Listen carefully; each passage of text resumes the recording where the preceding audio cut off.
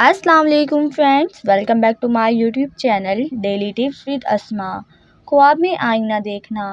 خواب میں آئینہ دیکھنا عزت اور رتبہ ہے، لیکن اگر کوئی شخص خواب میں دیکھتا ہے کہ اس کے پاس آئینہ ہے یا کسی نے اس کو دیا ہے تو اس کا مطلب ہے اس قدر اس کی مال اور نعمت میں اضافہ ہوگا۔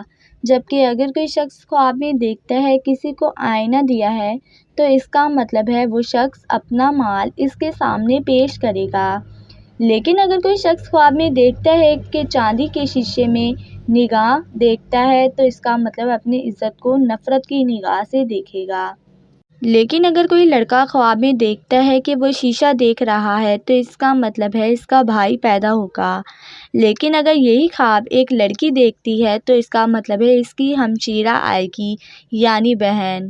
لیکن اگر کوئی بادشاہ یا حاکم خواب میں دیکھتا ہے کہ وہ شیشہ دیکھ رہا ہے تو اس کا مطلب ہے اس کی حکومت اس کے ہاتھ سے نکل کر کسی اور کو ملے گی، اور جو اس کا جانشین ہوگا وہ تخت کسی اور کو مل جائے گا۔